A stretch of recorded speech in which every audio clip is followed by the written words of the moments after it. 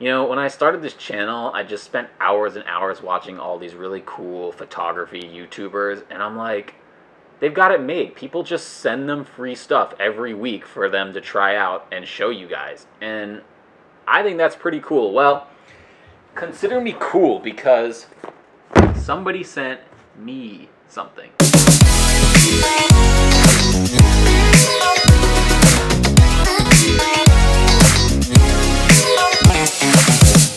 It is the Z6 mirrorless camera from Nikon. And there it is. This is the future, or maybe the present, of photography right here. Now, if you follow photography at all, you know that there's this whole debate on DSLR versus mirrorless, and we're kind of going through this transition right now. I've been late to the party on mirrorless, admittedly. I don't want to be one of those like old school photographers who like resists all change or resists when anything new comes out. Like I feel like that's when you kind of get yourself into trouble. And so what I'm going to do is shoot one Red Sox game with this Z6, and I'm going to shoot the second game with the D5 DSLR, and I'm going to take some notes. I'm going to talk to you guys about the differences, the similarities, what I see, the benefits of each being. Now, before we get any further, I got to shout out my guys at Hunt's Photo and Video, and I'll tell you why. They sent me this camera to try out. Now, for those of you guys who are in the New England area or really anywhere, I really suggest you check out Hunt's Photo and Video. Here at the Red Sox, we've been working with Hunt's as long as I've been here, at least 10 years, if not longer. Everything we need, we go to Hunt's for, and they are, I'm telling you, top notch. They give great, friendly, helpful advice, honest advice for any level that you're at, whether you're a beginner starting out in photography or someone who's a working professional. Yes, I'm a professional photographer. Yes, I'm out there shooting every single day, but by no means am I an authority or an expert when it comes to the gear on a technical level. But for you guys, I did want to bring somebody in who truly is an expert, who can talk about this DSLR versus mirrorless debate on a technical level and really give you all the information you need. So we are going to zoom right into a Zoom call with Noah Buchanan, who is the outside sales developer for specialty markets for Hunt's Photo and Video here in Boston. Noah, thank you so much for joining me, bro. And hey, thanks for the Z. Yeah, awesome. Glad to be here. Glad you're enjoying it. From a technical standpoint, like, can you kind of give us just like a general overview of the difference between DSLR and mirrorless? Really, the biggest differences are you're eliminating that mirror box that you have in your DSLR, which makes the camera smaller, lighter, allows for a greater choice in lens design, lens selection, making smaller lenses, faster lenses. Just from when film went to digital, we're seeing a similar shift from DSLR to mirrorless. So as time goes on, I'm seeing more and more photographers actually make the switch over to mirrorless or incorporate it with their DSLR system, which is another nice benefit that you get if you're a Nikon or Canon shooter. You can still use your lenses on the new system and be able to use them simultaneously. It seems like the ergonomics and just the overall size and weight is a huge difference between the DSLR and the mirrorless. Most of these cameras are going to be smaller and more compact, so they're going to be a little bit less uncomfortable than your DSLR, especially if you're shooting something like a D5 or a Canon 1DX series camera that have this massive grip. They're just really comfortable in the hand.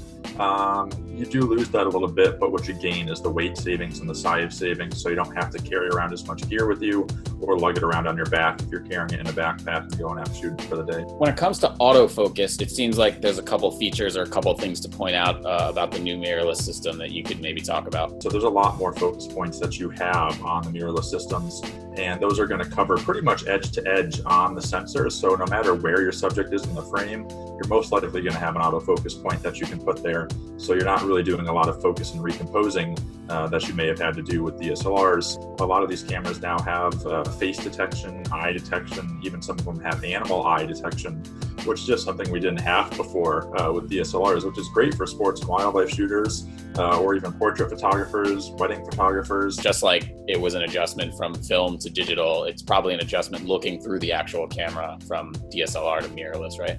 Yeah, it definitely can be. I mean, the electronic viewfinder is a lot different than the optical viewfinder. You do gain a lot of things, so you can see more settings in the viewfinder now, so you can adjust settings quicker if you need to do that. You also get to see your exposure in real time. So whatever exposure you see through the viewfinder is what your final exposure is going to look like. So you don't have to do as much guessing when it comes to exposure and taking an image reviewing it, checking the exposure, going back, adjusting your settings. You can do all that beforehand before you even take your first image. And is it real that it's like totally silent? Like this is no joke. Like you can't hear it shooting? Yeah, some of them are. There are some models where you can go into the electronic shutter mode, so you're not going to have any shutter noise at all. There's no mechanical shutter opening and closing, so you can shoot completely silently without any sound being made. And this is really great if you don't want to cause any distractions or draw any attention to yourself. Are these ready to hang with the big boys, or are they still kind of making their way there? I think some of them definitely are. I mean, Sony just signed a contract not too long ago with AP, where all of the AP photographers are using Sony cameras, both photo and video.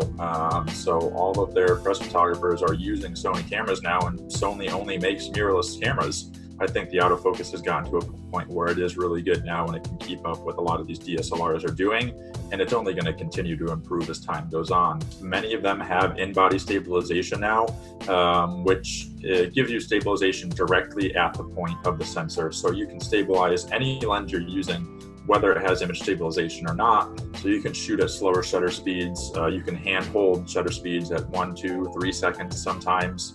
With some of these cameras, you don't have to rack up your ISO and have as much noise in your images either, which is really nice. So that in-body stabilization really helps to compensate for some of that low light shooting. What about battery life and battery performance? Because these mirrorless cameras are a lot smaller, in turn you have a smaller battery. That battery that you have in the D5 is pretty massive, probably half the size of the Z6 camera itself, if we're being honest. So you do have a much smaller battery to kind of compensate for the smaller camera size. So you are going to have to replace batteries more often and just carry more batteries with you when you're going out shooting.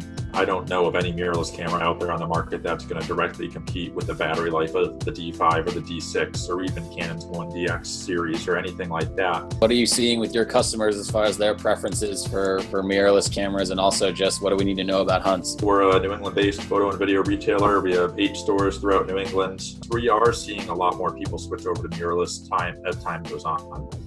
Me personally, I'm selling more mirrorless cameras now than I'm selling DSLRs. By a decent amount, I would say. I'm not having as many people reach out to me looking to purchase DSLRs anymore. We're really seeing a huge switch over to mirrorless, and it's pretty even spread across the board as far as the systems go. I wouldn't say that one company is better than another.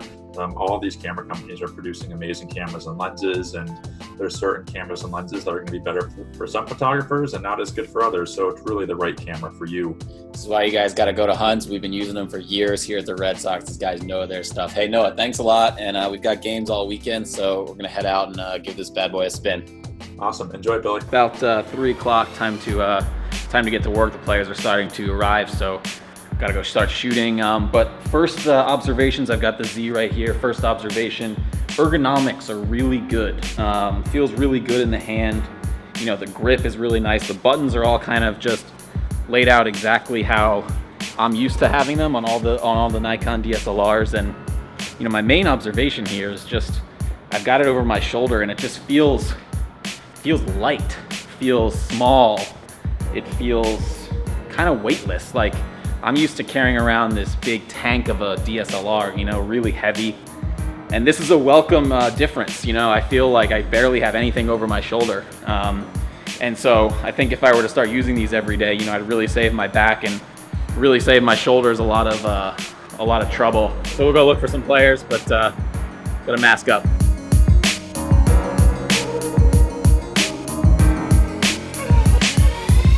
If you are a DSLR user and you have DSLR lenses, you can still use those lenses on the mirrorless system. You just need this little adapter here. Now, the adapter is super easy to put on, but just keep in mind it is another thing you have to buy. It is another thing you have to put on your rig.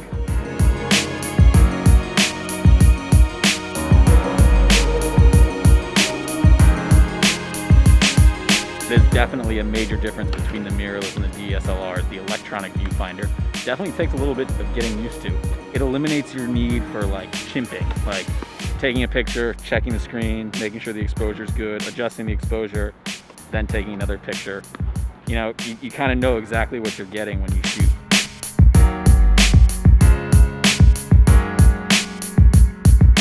Question is always, how does it do in low light?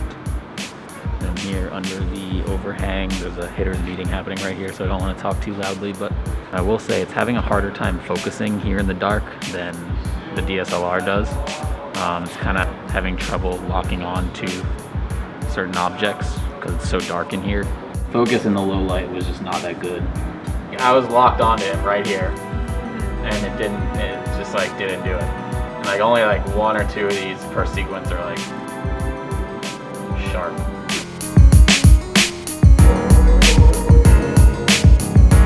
So here in the batting cage, about 10 minutes before the game, guys are warming up, getting ready, doing their thing. So I just turned the camera to silent shutter mode, which is you know, the big draw, the mirrorless, and just tested it out. You literally can't hear a thing when you're shooting, not a single sound. I really think this is where the mirrorless shines. Like I can be in here shooting, doing my thing, getting the players getting ready, and I'm not making a sound. I'm just kind of a fly on the wall.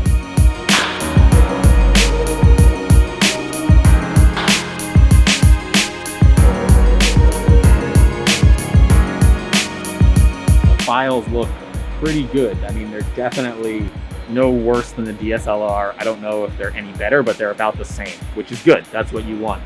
Same when it comes to dynamic range, performance in low light situations, the noise, the grain, the amount of color you're able to pull, the highlights and shadows you're able to pull. It's about the same to me. It looks like it's all about the same.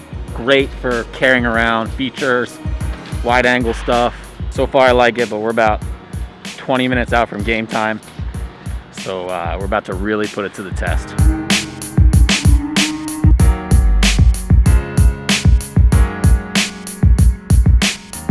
Back in the photo pick, game has started. Put the Z6 onto the 400-2.8.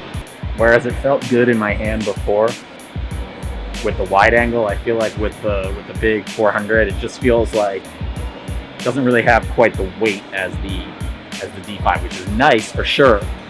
But it also just feels like a little top heavy now. Like it feels like the lens is dominating the camera a little bit. Oh boy, let's see how this goes. Woo! Wow.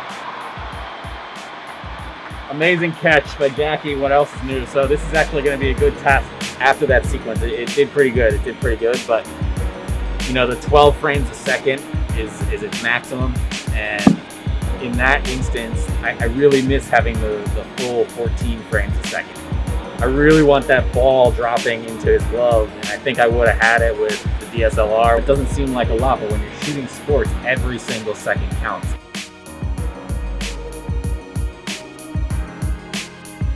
You know, in the DSLR, it's like you can go kind of to the edge, but you kind of still have to recompose your shot if you truly want your subject to be in the corner. Whereas this one, I mean, you can literally bring your focus point to the farthest corner of the frame. You can go on all four sides and you can do that. Now, another thing I'm noticing right off the bat here is I'm in the second inning. My battery is probably at about 60-65%. Now on the DSLR, I can go really 3 to 4 games without changing the battery. With this, you probably are going to be changing it out every 1 or 2 games. Honest with you, I just don't know if it's as fast. Focusing, tracking, locking on to the subject while they're moving really fast. When you really burst down on a sequence, like when you really just hold the shutter down for an extended sequence, an extended action sequence, it just feels like there's a lag when you really hammer down the shutter and you're trying to get a full-on action sequence of 20 or 30 photos in a row. All right, that about does it. So I had a lot of fun trying this little guy out. It was pretty cool. So we're gonna shut it down for the night. We'll start again tomorrow. Tomorrow we'll use the DSLR and we'll compare the two. We'll see how they compare and who takes the cake. But for now, sleepy time.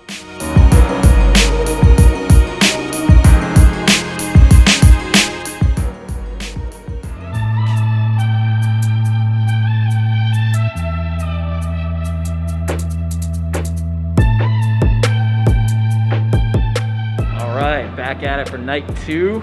Tonight we've got the DSLR. This is what I'm used to. This is what I've been using for years. So I'm probably a little biased, but after last night, I gotta say I'm impressed with that little mirrorless guy. Obviously gonna talk about the feel of the camera, especially after last night. It feels heavy. It feels like I've got a couple bricks tied to my shoulder, which is not great, not ideal, but again, what I'm used to. So the mirrorless is small, it's light, it's easy. These things are tanks, these are heavy. So I'm like walking up this flight of stairs right here, and I'm like kind of out of breath, but the view is good anyway.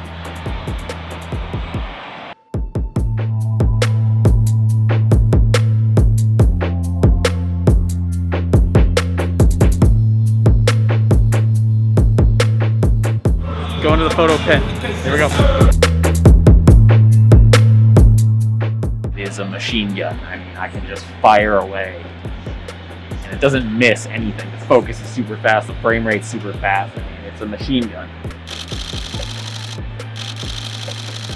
And the mirrorless isn't quite there yet as far as just overall quickness of it, responsiveness.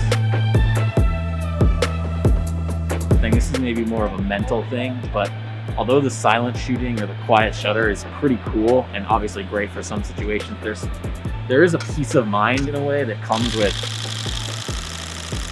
it. Reaffirms that you're shooting, you're getting the frames you need. It is kind of annoying though, because like once I get right up in their grill and start shooting in the dugout here, they do get kind of weirded out.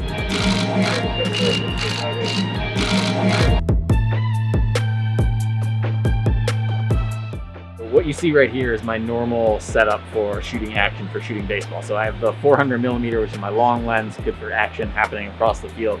And then I have the 70-2 for the close-up action here. And I keep the 70-2 right around my neck here so that I can quickly switch from the long lens to the short lens if something happens. And I will say, after the course of the game, it starts to hurt. It kind of starts to wear in your neck and shoulders. And if the mirrorless does continue, that will alleviate, I think, a lot of this pressure and wear and tear on your body. That is life in the pit right there. Both give you a lot of dynamic range, a lot of sharpness, a lot of clarity. They really hold up well at the high ISOs. I'm not noticing a whole lot of difference in the actual file. It's more in the shooting, less in the actual product. All right, that's game over.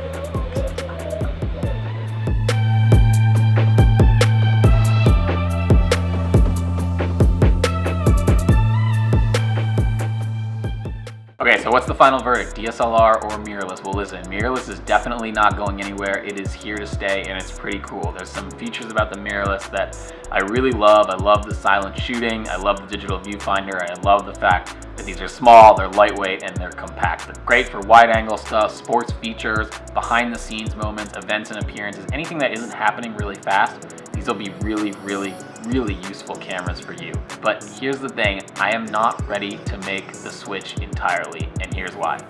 For the hardcore, down and dirty game action, they just still can't quite hang with the big boy DSLRs. Now, maybe this is a Nikon specific problem, but I just feel like the autofocus isn't quite there as far as tracking and locking on to fast moving subjects and really locking on to a fast-paced action sequence of events happening.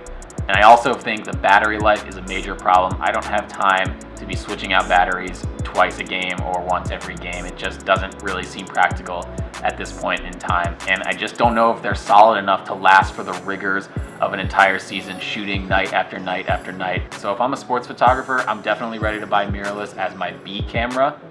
But if I'm looking for my A#1 camera, I'm still staying with the old faithful DSLR, at least for now. I know these mirrorless are getting better, and give it a couple years, I think we'll be all mirrorless. So that's it for me, guys. I hope you enjoyed what you saw today. I hope this comparison was helpful. A big thank you to Hunts for sending over the camera. I've got their contact information below in the description, both for the store and for Noah. You can reach out to him directly. And hey, if you like what you saw here, make sure you subscribe. Make sure you give this video a thumbs up. We're approaching 1,000 subscribers. I really appreciate you guys checking in and following along on this journey. It's been fun. I'm gonna try and keep it rolling, but for now, I'm out of here. I'll see you next time.